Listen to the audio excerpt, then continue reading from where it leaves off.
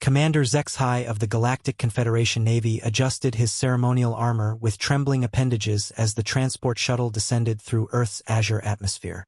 The golden plating, inscribed with honors from 3 interstellar conflicts, felt suddenly inadequate against the unknown that awaited below. As Supreme Commander of the Dreadnought Stellar Dominance and veteran of campaigns across 17 star systems, he had been personally selected by the High Council to represent the Confederation in this unprecedented cultural exchange. The weight of responsibility pressed against his carapace like the gravity of a neutron star. Humanity, these strange bipedal mammals, had emerged from their isolated world merely 6 months ago.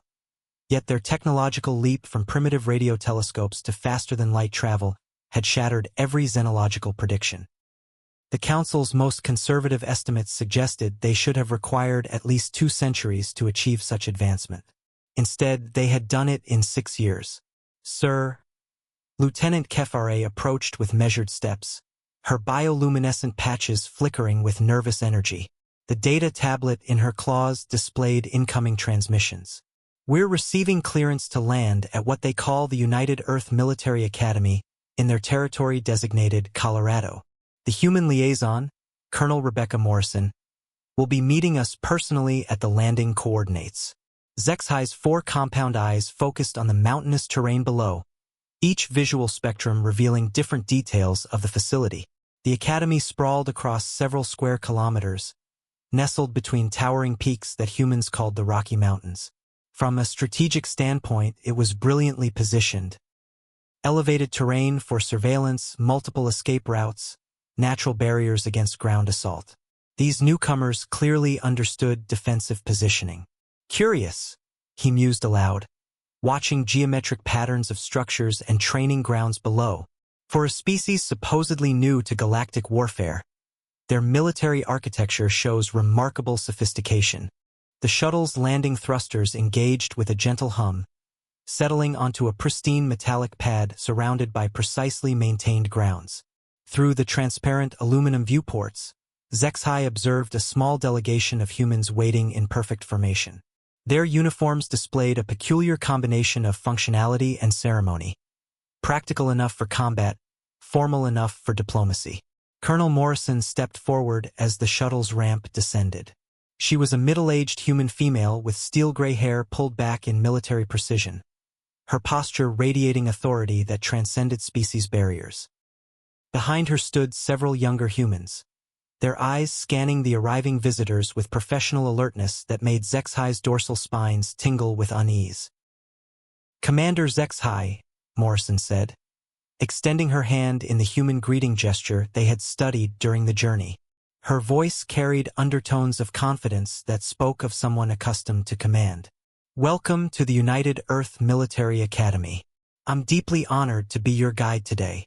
HFY accepted the handshake with his primary manipulator appendage, immediately noting the surprising firmness of her grip. Human bone density was apparently higher than xenological reports suggested, and there was callous strength in those digits that spoke of hands-on experience rather than mere ceremonial leadership. "The honor is entirely mine, Colonel Morrison," HFY replied, his universal translator rendering his chittering speech into smooth human English.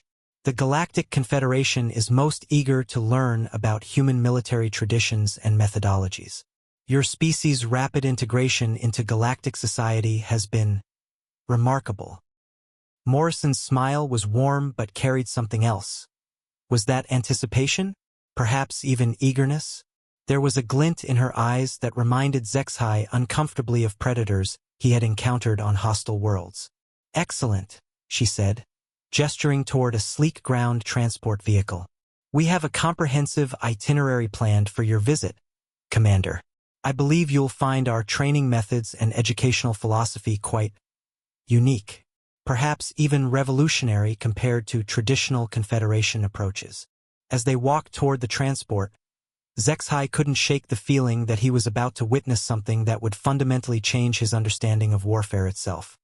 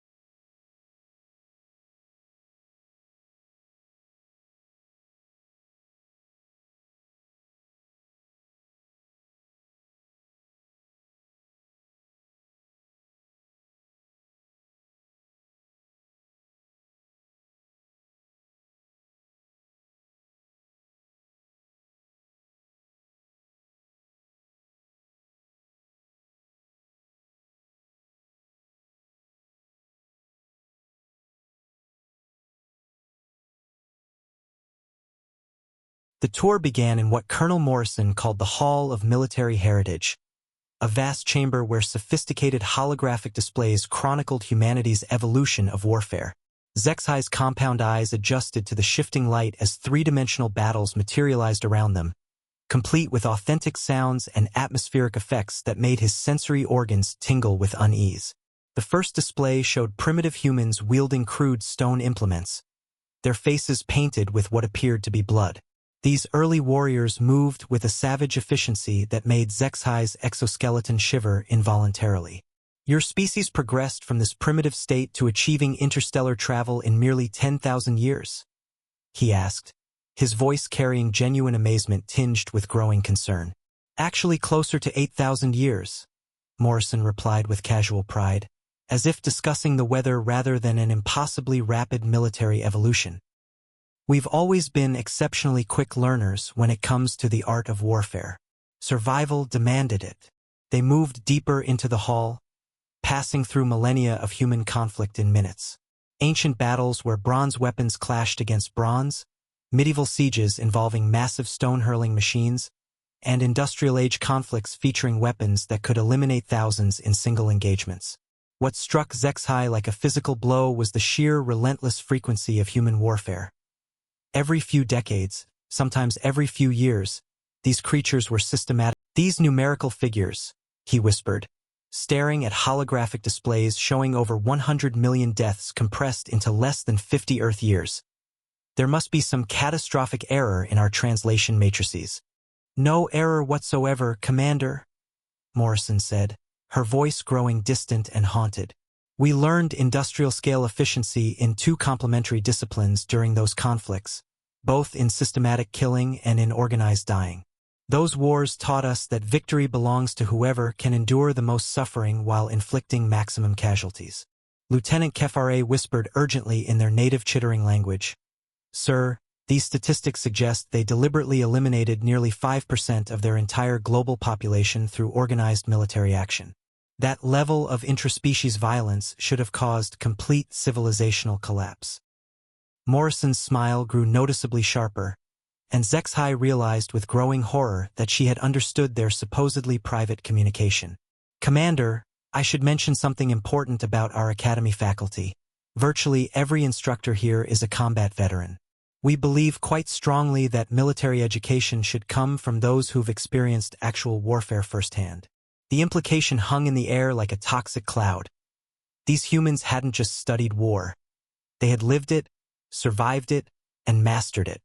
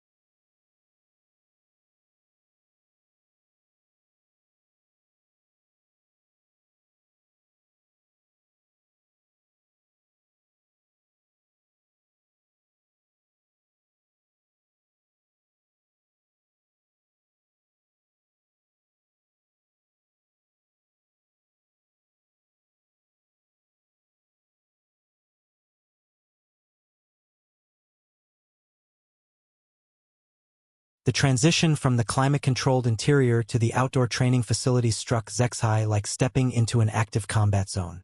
The acrid smell of gunpowder, sweat, and something disturbingly metallic filled his respiratory system as screaming human voices echoed across vast expanses of deliberately hostile terrain. This was Zexai's first direct observation of human military candidates in their natural training environment, and what he witnessed defied every principle of civilized military education he had ever encountered. On the primary obstacle course, young humans, barely past what their species considered the threshold of adulthood, were crawling through thick, adhesive mud while live ammunition whined overhead with terrifying precision. These weren't training simulations or holographic projections. Actual high-velocity projectiles traced lethal paths mere inches above their struggling forms, close enough that a moment's hesitation, a single miscalculated movement, would result in immediate death. Colonel Morrison, Zexhi's voice carried a tremor he couldn't suppress. "Those are genuine ballistic rounds being fired over your students?" "Naturally, Commander," Morrison replied with the same tone she might use to discuss lunch arrangements. "Holographic simulation can only teach theoretical concepts. Nothing truly prepares a soldier like the intimate knowledge that violent death is precisely 6 inches away from their current position." A female cadet stumbled in the churning mud, her exhausted legs betraying her as rounds sparked and ricocheted off reinforced barriers beside her prone form. Instead of halting the exercise to render medical assistance, the instructors intensified their verbal encouragement, their voices carrying notes of savage approval.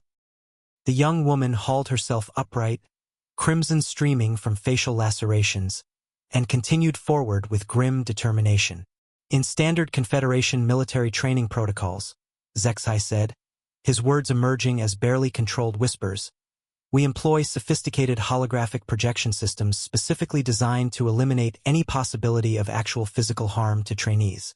Morrison's response carried an edge sharp enough to cut through armor plating. "And how exactly do your holographically trained soldiers perform when confronted with genuine combat situations, Commander?" The question struck deeper than any physical weapon could have penetrated. Confederation forces, despite possessing significantly superior technology and numerical advantages, had struggled desperately in their recent conflicts with the aggressive Draken Empire. Meanwhile, the small human expeditionary force that had fought alongside them had performed with mechanical precision and absolutely terrifying efficiency.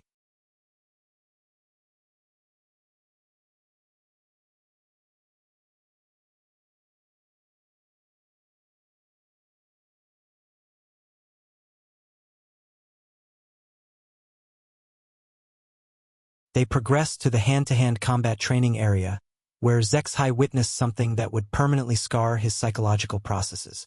2 cadets, appearing barely mature enough by any civilized species standards to be considered adults, were engaged in what Morrison casually described as full-contact sparring sessions.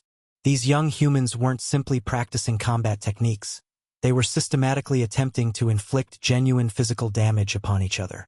Broken nasal cartilage, split facial tissue, and severely bruised skeletal structures were considered normal, expected outcomes. The supervising instructor, a heavily scarred human identified as Sergeant Williams, shouted tactical corrections between the sounds of organic impact. "Physical pain serves as an irreplaceable educator," Williams explained when Zexhi questioned what appeared to be institutionalized brutality. "You cannot truly learn combat effectiveness without learning to both inflict and endure genuine suffering.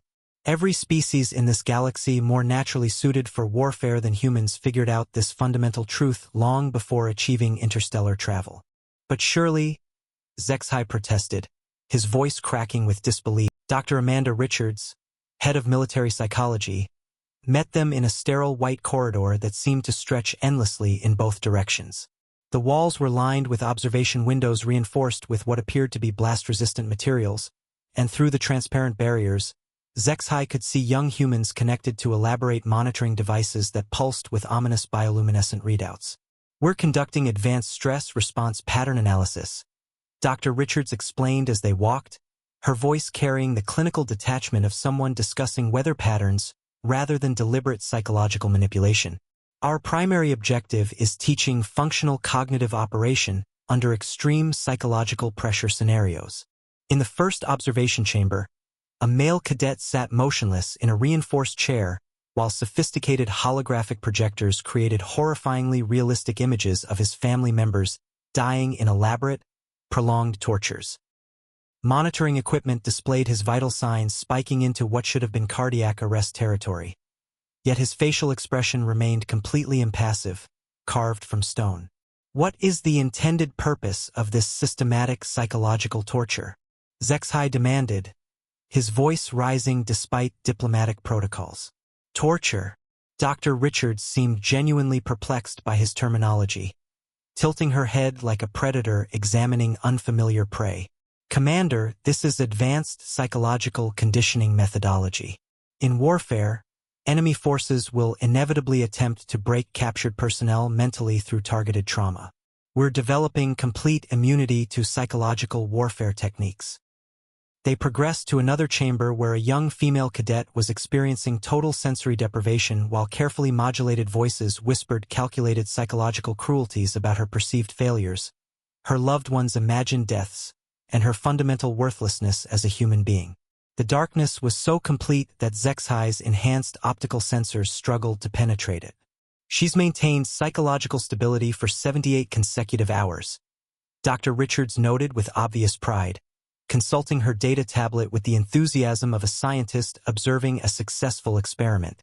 Excellent progress indicators. Statistical analysis shows most subjects experience complete psychological breakdown by hour 48.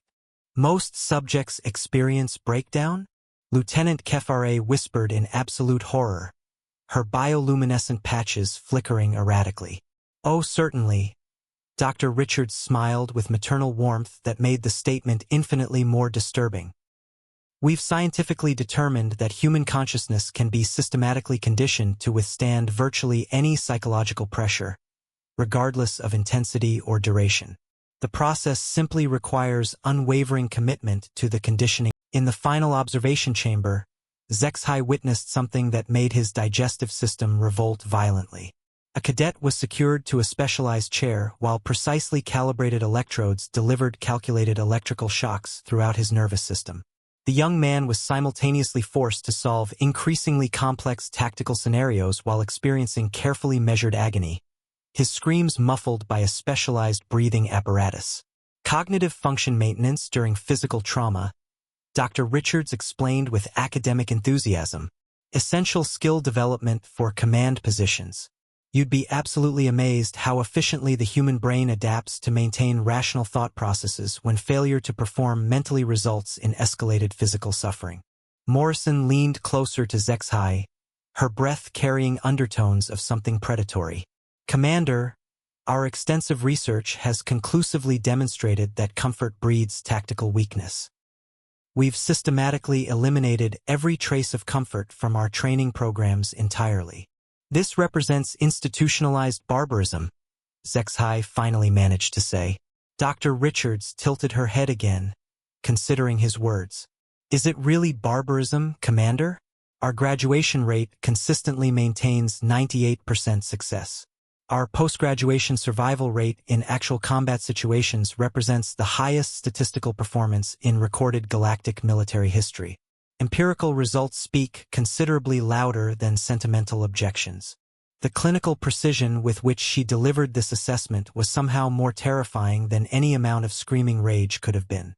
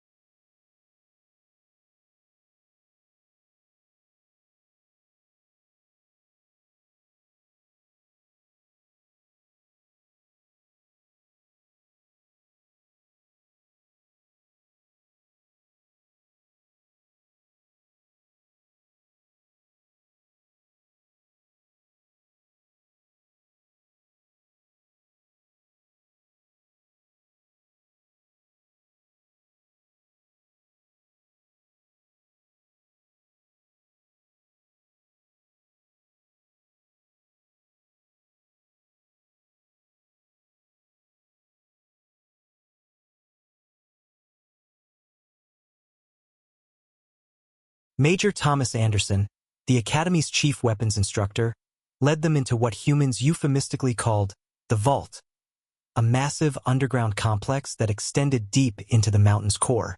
Zexai had expected to encounter advanced energy weapons, perhaps sophisticated kinetic accelerators, or even experimental antimatter devices. What he discovered instead was infinitely more disturbing. Row upon row of weapons designed with a single, horrifying purpose, inflicting maximum suffering before eventually granting the mercy of death. These represent our historical weapons collection, Anderson explained with obvious pride, lifting an ancient device bristling with serrated metal edges and curved spikes. His scarred hand, the tactical objective, Anderson explained with academic precision, isn't always immediate termination. Sometimes intelligence extraction becomes paramount.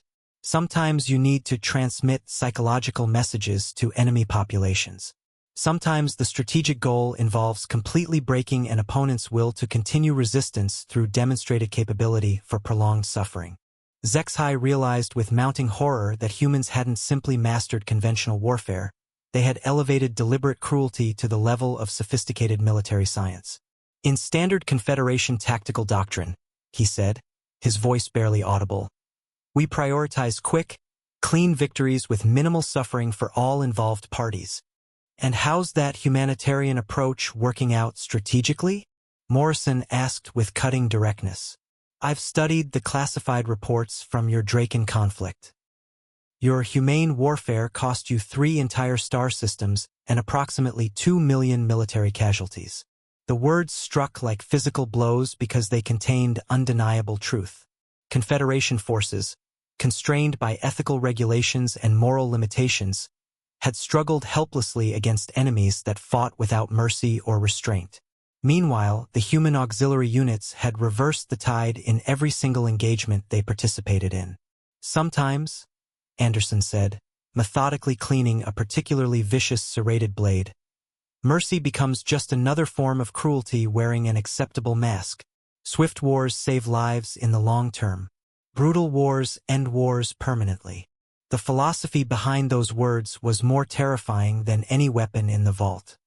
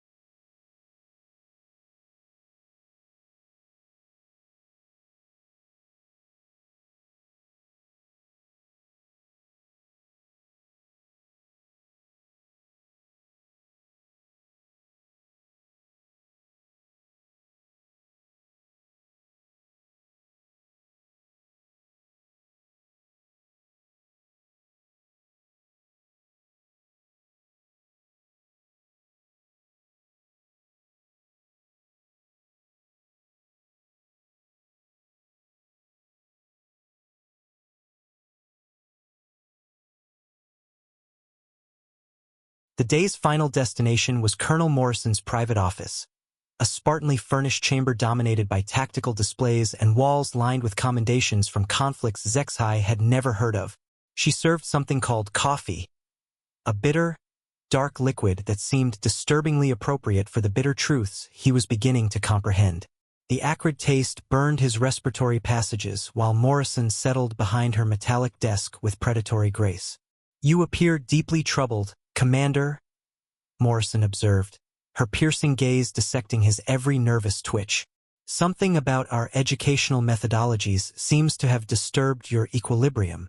Your training techniques, HFY said with tremendous care, his words emerging slowly as he struggled to maintain diplomatic composure. They undoubtedly produce exceptionally effective soldiers, but at what cost to your fundamental humanity? Morrison's laughter erupted sharp and cold as stellar radiation. Humanity? Commander, what you've witnessed today is our humanity in its purest form. We didn't become this way despite our essential nature. We became this way because of it. This is what we truly are beneath the diplomatic veneer. She activated a sophisticated holographic display system, causing Earth to materialize above her desk in stunning three-dimensional detail. The planet rotated slowly, its blue oceans and green continents creating an image of breathtaking beauty. Magnificent, isn't it? A perfect garden world, ideally suited for supporting complex life forms. except for one seemingly insignificant problem. It was already completely filled with things actively trying to exterminate us every single day. The display transformed, showing prehistoric Earth in all its hostile glory. Massive predators with crushing jaws, volcanic disasters that reshaped continents, ice ages that buried civilizations, diseases that eliminated entire populations, and eventually other human tribes competing for identical resources. Every single day for millions of years, something on our world attempted to end our species permanently. Morrison continued, her voice growing distant with the weight of evolutionary memory. Predators that viewed us as convenient food sources, parasites that consumed us from within, plagues that killed millions in weeks, natural disasters that destroyed everything we built, and eventually other humans who wanted what we possessed. Images cascaded through millennia of human development.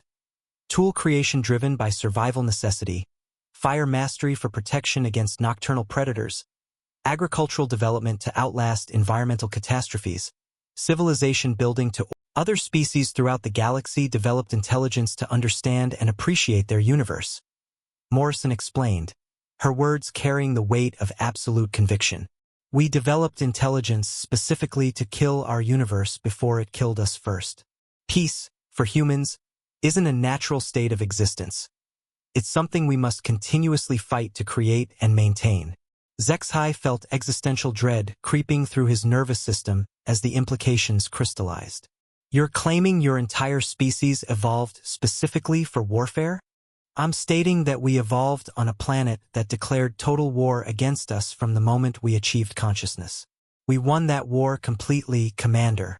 We conquered our own world from Commander Zexhai Confederation Navy to High Command Strategic Assessment Division. Classification: Priority Alpha. Species Threat Evaluation. Subject: Human Military Capability Assessment. Urgent policy revision required. Honored Commanders, I submit this report with the gravest possible concerns about our new human allies and the fundamental misassessment of their nature by our xenological experts. Summary: humans are not a peaceful species granted advanced technology. They are apex predators who achieved space travel through 10,000 years of uninterrupted warfare. Their military capability represents an existential threat to any species that opposes them. Key findings: human military training deliberately inflicts trauma to build resilience. They have weaponized psychological warfare to a degree unknown in civilized space. Their tactical doctrine prioritizes maximum enemy suffering as a strategic tool. Every human military officer is a veteran of actual combat operations. They view mercy as a tactical weakness rather than moral strength. Critical assessment: the human soldiers who fought alongside us against the Draken were not elite special forces. They were standard academy graduates. What we witnessed was not their best troops, but their baseline competency. Recommended actions: immediately classify humanity as a protected ally species, never to be antagonized. Revise all strategic assessments to account for human military capabilities. Under no circumstances should any Confederation member consider military action against human interests. Begin immediate diplomatic initiatives to ensure permanent human alliance. Personal note: I have fought in 3 galactic conflicts and commanded the largest dreadnought in the fleet. I have never been afraid of an enemy before today. After observing human military training, I am convinced that war with humanity would not be a conflict. It would be extinction. They have spent their entire evolutionary history perfecting the art of killing, and they are very, very good at their art. The humans seem friendly and reasonable in diplomacy. I strongly recommend we keep them that way. Commander Zexhai, Confederation Navy Strategic Command.